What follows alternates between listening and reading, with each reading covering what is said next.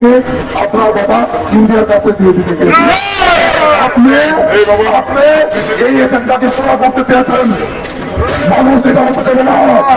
বাংলাদেশের মানুষ এ প্রসঙ্গ জানে, স্পষ্ট কথা। 47-এ ঢুকেছি, ভালো কথা। হিন্দুত্ববাদ ইন্ডিয়ার সাথে থাকে, বেশি জায়গা দিয়েছি, বেশি নিয়ে থাকো। আমরা অল্প একটা টুকরা পেয়েছি, এই টুকরাটা সোনার টুকরা। এই টুকরাই যদি কেউ এসে হাত মারতে চায়, চোখ দেয়, ঢাকা চোখে তাকায়,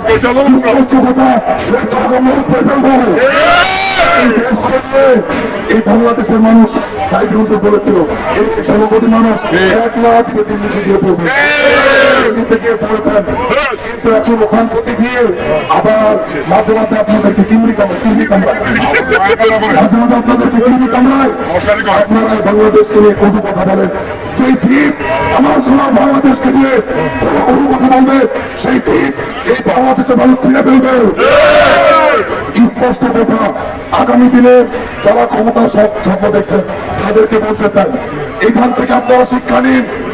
যারা বাংলাদেশ চালাবেন, স্বপ্ন দেখছেন, এখান থেকে শিক্ষা নিন যে বাংলাদেশের মানুষ ইন্ডিয়াকে তেল মেরে, আমেরিকাকে তেল মেরে বাংলাদেশের সরকার হতে দেবে না।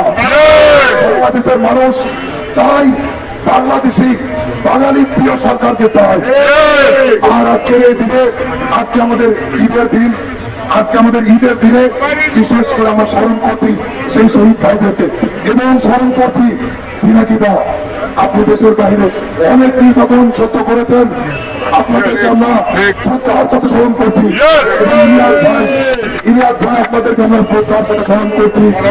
বাংলাদেশের মানুষ সালমান, অ্যাডভোকেট ফজলুর রহমান সহ যারা এই সাংবাদিকতা এবং আমাদেরকে সত্যিকার বাংলাদেশের ইতিহাস জানাতে যারা চেষ্টা করেছেন, মেজর ডাইন স্যার, আপনাদেরকে আমরা ভুলবো না ইনশাআল্লাহ।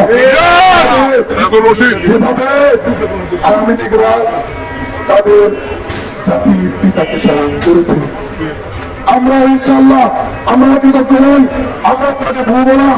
আমরা আপনারা দেশের জন্য কাজ করেন ইনশাআল্লাহ, তোমরা ইনশাআল্লাহ আপনাদের সুদিনের